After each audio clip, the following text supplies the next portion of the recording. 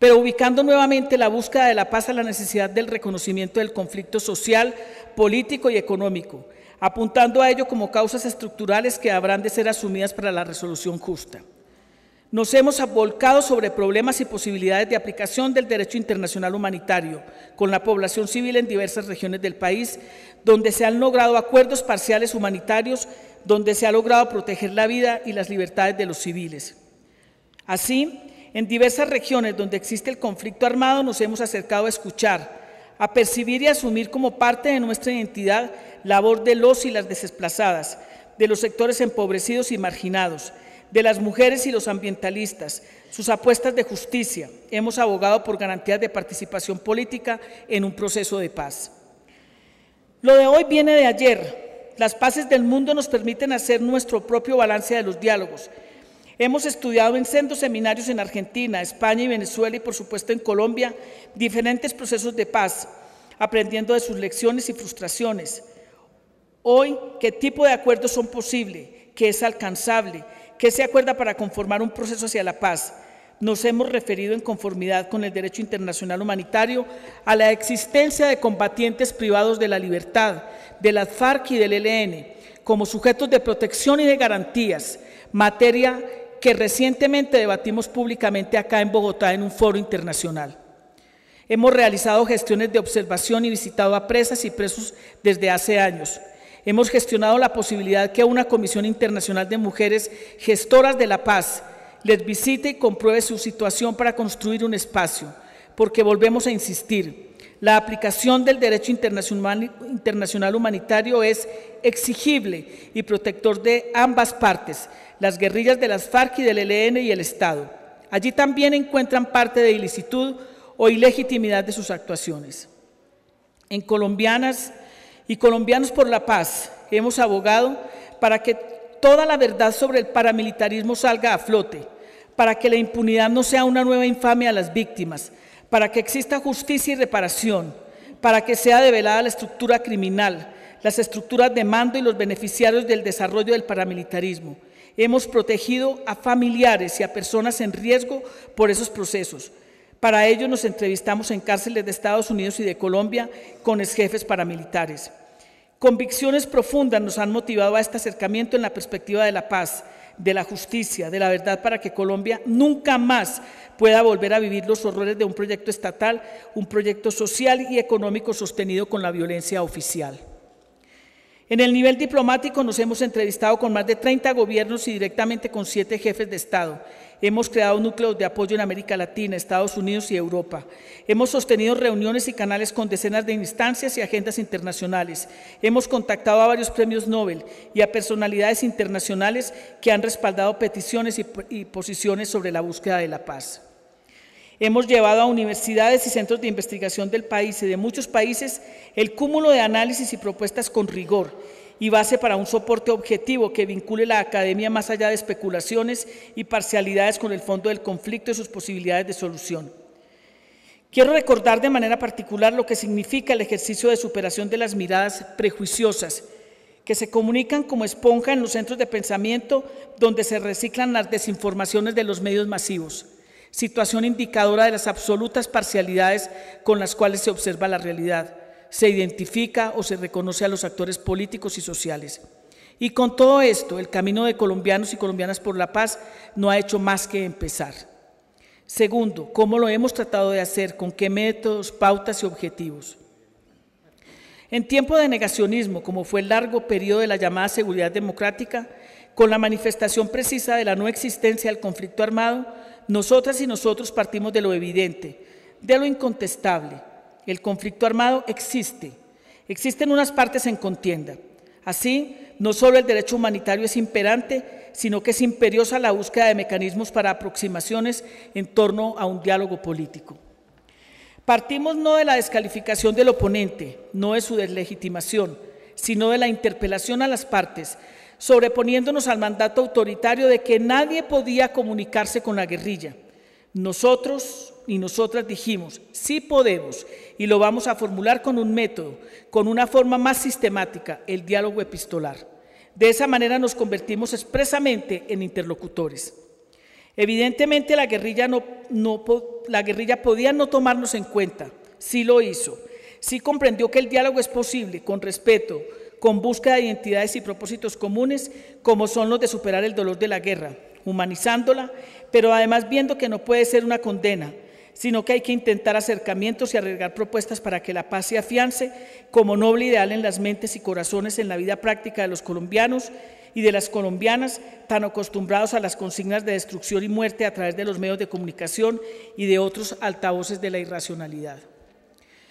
Pero no solo era el reconocimiento del interlocutor político y sostener con él un diálogo epistolar, sino buscar concretar esa disposición y voluntad política.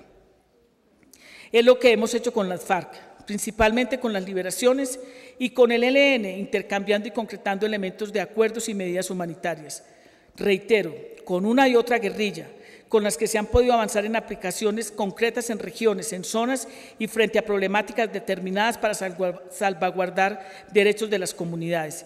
Es decir, de la teoría hemos ido a cuestiones prácticas, específicas o concretas.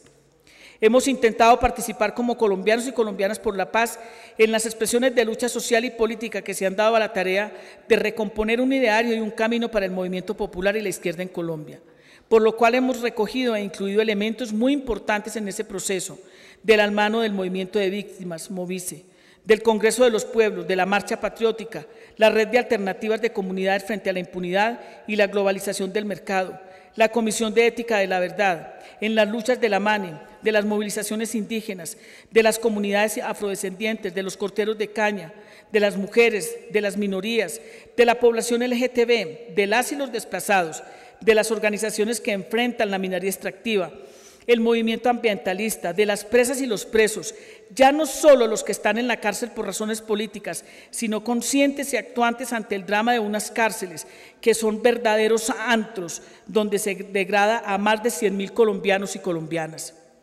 Porque para nosotros y nosotros, nosotras y nosotros, la paz es una gran mentira mientras no se conquisten y aseguren derechos y libertades reales, procesos de cambio, de participación y empoderamiento, es decir, mientras no se transformen en estructuras profundamente excluyentes y antidemocráticas. En ese sentido, si debiera resumir en una idea ese panorama, si debiera resumir en una sola idea ese panorama, lo diría así. Hemos propuesto el diálogo y la humanización de la guerra para superarla, hablando también de la humanización concreta y material del país, de sus gentes, es decir, del derecho al bienestar para que la paz sea con el máximo posible de justicia sustentable, sostenible, democrática. Es el ideario irrenunciable. Tercero, consideraciones puntuales sobre la actual coyuntura política. En las cartas recientes de colombianas y colombianos por la paz a las guerrillas y al gobierno del presidente Santos, nos hemos referido a la necesidad de avanzar en gestos hacia un clima del encuentro para que el diálogo sea posible. Es decir, hemos reconocido que se puede ahora mismo avanzar y para ello propusimos que, por ejemplo, decretaran las partes o acordaran una tregua bilateral o el cese al fuego al menos por 90 días. El Ejército de Liberación Nacional nos ha respondido que esa posibilidad de pactarse sí existe. Lo mismo lo ha expresado las FARC.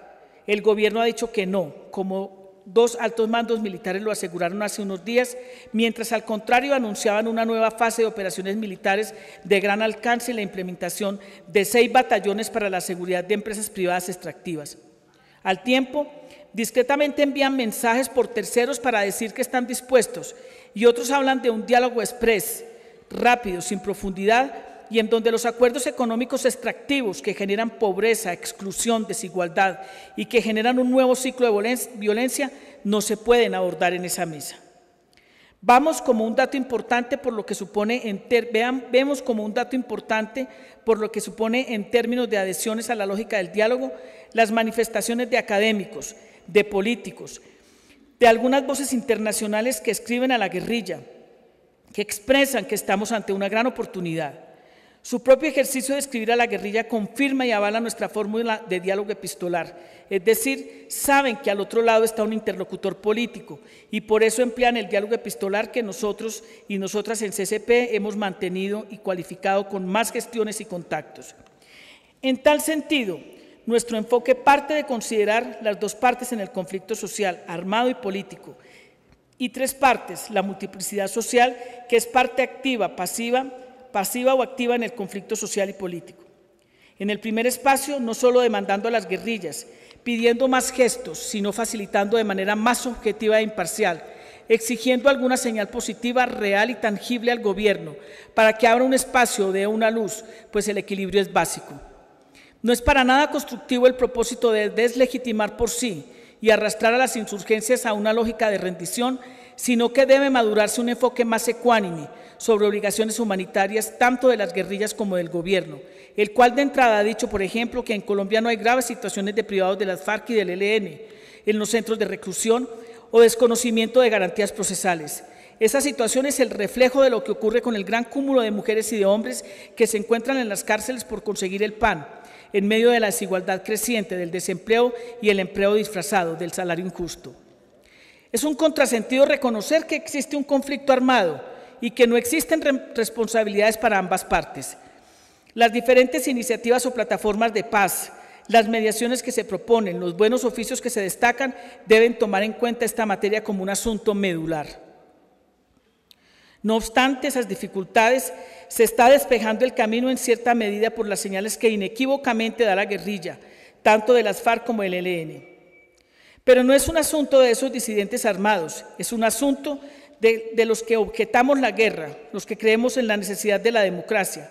Por eso somos parte de ese tercer actor, que ejerce el derecho a la paz, el derecho como una obligación construirla entre todos y todas, que se acompañe la idea y se afiance de que la llave de la paz la tiene el pueblo colombiano, la sociedad en su conjunto y no en dependencia de un poder, el del Ejecutivo, y que éste debe implicar a todos los poderes de toda la sociedad. La paz es una de las expresiones del humanismo social, es una manifestación del deber institucional de trabajar por la solución política y negociada, con el establecimiento de un marco jurídico y político adecuado, para que se den las garantías de un proceso de diálogo abierto que aísle y quiebre la lógica brutal de la guerra o de la supuesta salida militar, y cree posibilidades ciertas para la paz como una insoslayable necesidad. Parece igualmente hoy que la fuerza no es la salida, no hay derrota militar posible. El número de bajas en las fuerzas militares y de policía, en medio de la reingeniería paramilitar, se mantiene, esto a pesar de las permanentes cruzadas para llegar al fin de las guerrillas. No hay rincón del país donde las operaciones en desarrollo de la guerra de guerrillas no se realicen, diezmados, menguados en un reflujo, pero no derrotados. Estas han logrado acomodar sus operaciones militares definiendo objetivos más precisos en operaciones de saboteo, de destrucción, de extorsión sobre el capital internacional que ha sido beneficiado con la militarización de vía Plan Colombia, Plan Patriota, Plan Consolidación Territorial. ¿Cuántos años más serán necesarios para esa derrota militar? ¿Cuántas víctimas más? No hay derrota militar en el corto plazo, hay prolongación y evidentemente degradación. No existe un empate militar relativo, pero tampoco una derrota definitiva. Hay una reingeniería paramilitar que expresa tensiones en el establecimiento, en el ejercicio de cómo acumular y proteger la riqueza mal habida y la legal. Estas operaciones armadas no han podido desarrollarse sin el consentimiento, sin el respaldo de la fuerza pública, de sectores de poder político y económico regional que interactúan con respaldos nacionales. El paramilitarismo continúa siendo una estrategia de represión, de control social y territorial, de reordenamiento del uso de la tierra, de garantías para la reproducción del capital. Sin embargo, como nunca antes, se perciben tensiones entre estos sectores por los controles territoriales. Los paramilitares antirrestitución son una de las expresiones de esa tensión. Los que están en desacuerdo con el proceso de modernización que subyace a la Ley de Restitución de Tierras y el Plan Nacional de Desarrollo, formalización de la propiedad rural para asegurar la inversión y la redefinición del uso de la tierra. Estos se sustentan en la idea que una tímida reforma liberal en el uso de la tierra, que favorece, insisto, tímidamente a los despojados. Este solo hecho es ir en contra la sacrosanta propiedad privada y el sector rural terrateniente. Hay tensiones entre ese proyecto de país premoderno y el moderno, que avanza y no resuelve el problema de redistribución de la tierra, la definición del uso de la misma y del proyecto de economía rural para lograr el mejoramiento de la calidad de vida alimentaria, de salud y ambiental de las colombianas y los colombianos. Pero en los sectores castrenses las cosas no son tampoco un bloque único. Ellos resienten esos modos de operación del establecimiento. Y en algunos casos hay militares que han expresado claramente, aunque en círculos cerrados, lo inoficioso, lo dañino de una guerra, cuando detrás de ellas algunos se benefician en perjuicio del país nacional. O los que se encuentran como soldados profesionales o rasos manifestando su desazón, su desconcierto por la crudeza de la guerra y porque detrás de ellos unos se benefician. Pero hay que hacer una lectura económica de la guerra. ¿Quiénes se beneficiaron ayer? ¿Quiénes se benefician hoy? Existe claramente un país donde las posibilidades de vivir es en el servicio militar, en la carrera castrense o en la vinculación a la milicia, porque entonces no comprender la milicia social que se expresa en los lugares marginales de las ciudades en diversas formas de relación con las armas y el ejercicio de micropoderes de control. Estamos hoy en un país donde se distensiona el lenguaje. Efectivamente, pero al mismo tiempo más de 50 líderes y lideresas han sido asesinadas, donde se han incrementado agresiones contra defensores y defensores de derechos humanos, donde se pasa a ser el tercer país de desigualdad en el planeta en medio de la mayor inversión extranjera de la historia reciente, con 14.000 millones de dólares. Inversión que se ha traducido en mayor militarización, en desconocimiento de derechos de habitantes rurales, campesinos, indígenas, mestizos y en la generación de una crisis ambiental, de destrucción de riqueza biológica y ecosistemas como no se ha vivido antes. Un país donde decisiones judiciales que afectan en derecho a sectores de poder militar genera la defensa de cuerpo, no solo de los castrenses, sino del propio Poder Ejecutivo, de las mayorías legislativas. Un país donde las investigaciones de la parapolítica y las pocas del paramilitarismo y la paraeconomía no han logrado suscitar un agenciamiento social que deslegitime el uso de la fuerza para definir e imponer un modelo de sociedad, donde las inversiones de los exmandos paramilitares no han movido al aparato judicial a configurar la coherencia entre la verdad histórica y la verdad procesal. Un país donde la reforma a la justicia pretende asegurar la impunidad o legitimar los recortes y la limitación de la independencia de poderes. Pero es cierto, donde se distensiona se genera otro ambiente, pero donde persisten los episodios del lenguaje de terror, de generación de miedo, del triunfalismo, de desconocimiento del contrario, discurso moderno pero excluyente, o incluyente si se suma a las mayorías. Un país donde las víctimas o sus sobrevivientes son deslegitimados con altos niveles de resonancia mediática, considerando héroes a quienes han desaparecido, y las víctimas parias o puestas como fraudulentas. Un país donde sectores militares y policías guardan silencio ante la vergüenza que significa lo que han hecho otros de sus propias fuerzas, lo que han ordenado altos mandos a nombre de la democracia o los que se han hecho a la riqueza usando el honor de ser castrenses. El vaciamiento de los contenidos de la justicia se ocultan en el marco legal para la paz, una iniciativa más, otra más para desmoronar las conquistas de la Constitución del 91. Un mecanismo expedito para asegurarse el silencio y la impunidad de sectores que han posibilitado asegurar intereses inconfesables de sectores políticos y económicos. No es un marco legal para los disidentes armados, es para los armados en el establecimiento ante los límites que la Corte Constitucional y la Corte Suprema ha puesto a la impunidad. Para algunos analistas, la reducción de la ayuda militar de los Estados Unidos a Colombia, la actitud de ese país de propiciar diálogos políticos para resolver las situaciones no definidas por militarización territorial en otras latitudes, Irak o Afganistán, podría favorecer un escenario de acercamientos.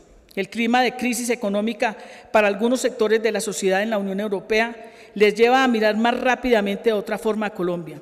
Se preguntan, ¿es posible invertir en medio de un conflicto armado sin resolver? Algunos países que enfocan su política exterior con perspectivas de paz han enviado mensajes en la búsqueda del diálogo. Pero indudablemente el escenario de UNASUR, de la CELAC, pueden generar un clima favorable que no debería ser desestimado por el Ejecutivo colombiano, ni por las guerrillas, ni la sociedad colombiana cuando se habla de la paz continental. Escenarios que no deben ser excluyentes de otros países del continente y de otros continentes. ¿Hacia dónde el camino para el diálogo? No vamos a dejar de reconocer que estamos ante un conflicto social, político y armado, y a estimar que se trata por lo mismo de interlocutores políticos. No vamos a dejar de considerar que estamos ante partes contendientes en el marco de una guerra cruenta, de la cual queda mucho por regular. De lado y lado, pues existen prácticas reprobables, de las cuales una muestra es lo que pasa en las cárceles, con los rebeldes detenidos, con la población civil en los territorios de la consolidación.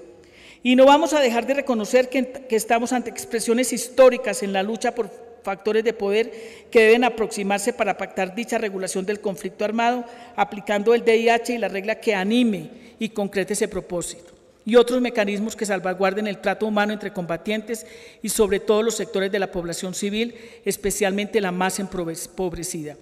Persistiremos en este propósito ético de avanzar en la humanización de la guerra, señalando que es una obligación no solo de una parte, sino de ambas, y trabajaremos por la concreción de actos unilaterales y acuerdos humanitarios verificables.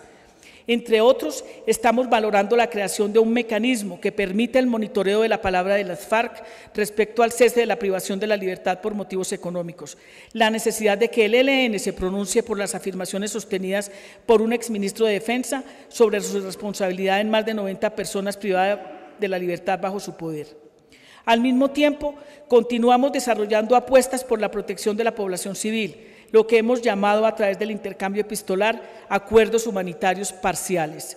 Se ha logrado avanzar en la regulación para proteger a civiles en diversas regiones del país sobre el tema de minas, los espacios de protección de la población. Seguiremos trabajando por la paz, en todas las dimensiones que nos sea posible construirla como proceso de cambio necesario para que las diversas violencias se desactiven y se logre un proceso participativo del pueblo, de los movimientos populares, movimientos sociales, movimientos de mujeres y ambientales, movimientos de víctimas. Es decir, la puesta en marcha hacia escenarios amplios de diálogo de paz, con garantías para todos y todas, los que generan todos los que generan el contenido social o las agendas de esos diálogos y de las expresiones que de ellos surjan. En tal sentido, hemos visto y escuchado de las guerrillas de las FARC y del ELN los aspectos temáticos que harían parte de una agenda, temas que son coincidentes, los que implicarían convergencias con apuesta de discusión sobre los contenidos y las políticas públicas que los harían posibles con propuestas técnicas de viabilidad. Pero urge profundizar sobre estos temas, así como fortalecer los aspectos convergentes de los encuentros de Cali y de Barranca el año pasado, y los que se han planteado en diversos encuentros rurales y urbanos en los que hemos participado, los que seguramente se derivan de este foro, el encuentro de Izquierda Liberal en Marcha y lo que viene de la Marcha Patriótica, de lo que vendrá del Congreso de los Pueblos, de lo que vendrá del Congreso Ideológico del Polo Democrático, en fin. Hemos planteado a las guerrillas que nos indiquen con precisión, con claridad, qué aspectos metodológicos deben tenerse en cuenta para un exitoso proceso de diálogo y negociación, qué aprendizajes, qué logros y qué no debe repetirse en el futuro, qué debe asegurarse para que ninguna de las partes pueda levantarse de un escenario de paz, qué apuestas y qué mecanismos frente a la verdad, a la justicia y a la reparación, y un qué frente a la posibilidad que en el forcejeo hoy presente no posibilite ni el acercamiento ni el diálogo. Como lo hemos expresado abiertamente, tenemos el derecho y las posibilidades de articular convergencias, de animar procesos de unidad de diferentes fuerzas, incluyendo el planteamiento de un proceso unificado con la insurgencia para que tanto las FARC como el ELN no solo maduren y respeten sus compromisos de no agresión, sino para que dichos pactos se eleven como una voz política del mismo lado de la mesa, no solo en los diálogos a sostener con el gobierno, sino en las conversaciones y sinergias con los procesos de participación de movimientos sociales en la perspectiva de la paz, así como con la comunidad internacional dispuesta a acompañar este andar. Preguntas que debemos resolver en este camino. ¿Qué proyecto de país incluyente posibilita la construcción de un Estado y una sociedad hacia la paz con el inicio de la justicia? ¿Qué es sobre la verdad y sobre la justicia? ¿Qué es lo necesariamente acordable? ¿Qué es posible con análisis y apuestas técnicas viables para esos nobles propósitos de paz con justicia? ¿Cuál es el mínimo vital de satisfacciones que debe ser acordado? ¿Qué pasa con los tratados comerciales? ¿Cómo se redistribuye el PIB? ¿Qué cambios básicos en el modelo económico, distribución y uso de la tierra urbana y rural, los acuerdos comerciales equitativos y democráticos? ¿Qué es sobre la protección del agua y de ecosistemas y riqueza biológica, lo que puede o no ser extraído del subsuelo, el acceso a la alta tecnología? ¿Qué acceso a medios masivos de información de los más amplios sectores para acceder a distribuir y recibir mensajes? ¿Qué modelo de desarme, reincorporación es posible luego del exterminio de fuerzas opositoras políticas? ¿Con qué parlamento, poder jurisdiccional y poder ejecutivo se cimenta la paz? ¿Cuál es el modelo de desarme, desmovilización y reinserción? ¿Qué tipo de favorabilidad política? Cada vez estamos más convencidos que sin la participación de los sectores civiles y quizás su expresión en un proyecto político del país, no será posible la paz. Los obstáculos, las dificultades parecen en ciertos momentos llevar a esa única conclusión. Seguimos padeciendo un conflicto armado donde se muere, se hiere o se captura, realidad dolorosa, pero que al parecer se quiere prolongar aún más. Parar la guerra es cuestión de voluntad y de acordar, de concertar cimientos para un proyecto de país incluyente. Si una de las partes no quiere, no puede, no va a posibilitar concertar. ¿Qué hacer? ¿No será entonces este el momento de la imaginación, de la creatividad, de la audacia para que los sectores más amplios de la sociedad construyamos el proyecto de país que conduce a la paz? Eso se traslada al derecho en el campo político de reivindicar los principios de independencia, de emancipación, de unidad popular y social, de cambio, que con orgullo recordaremos en las bases de un legado político de los pueblos de proyectos de países exterminados, desterrados, exiliados por una Colombia democrática con justicia. Todo esto es nuestro proyecto. No ocultamos la utopía, pero no negamos que, como dice Eduardo Galeano, ella es la que nos hace caminar. Y sí que hemos caminado, aunque lo andado sea apenas una primera trocha. Y como decía el flaco, esto es el amor por otro país, por la democracia. Y en eso debemos estar todos y todas. Tenemos otra oportunidad. Y no por delegación de un mandatario que dice que quiere, pero que como que no quiere, que puede ser, pero que no cede. Y es por eso que la paz se construye desde otro lugar. Y recuerdo, como dijo el flaco, en este espacio, hoy de memoria, hoy 19 de abril, como el 9 de abril,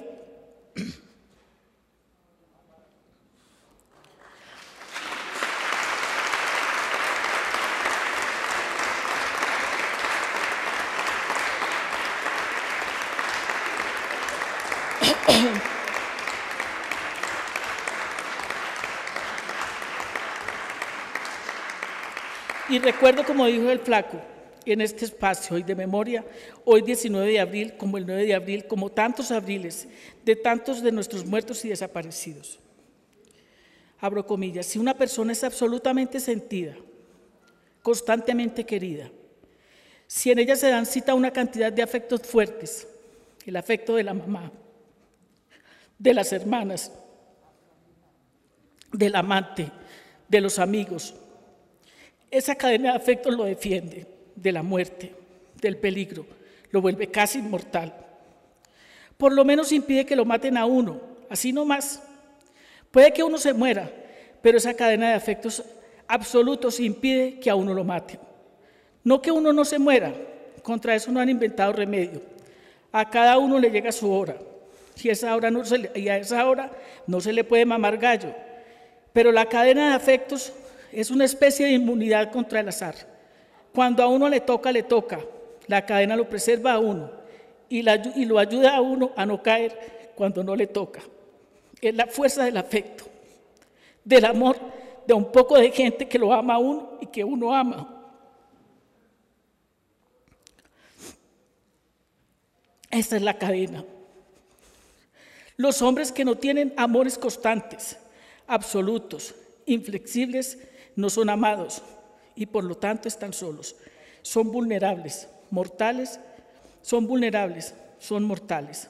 Hay que amar con berraquera y hay que despertar el amor con berraquera. Esa es una vaina clave en este paseo. Es una vaina clave para los líderes. Es una vaina que siempre olvidan. En un momento azaroso, imprevisible, solo la fuerza que sobre uno han puesto y que uno ha despertado puede salvarlo, porque el amor es la certeza de la vida, es la sensación de la inmortalidad. Hoy esos afectos, ese proyecto de país nuevo, amplio, incluyente, es la paz. Mil gracias.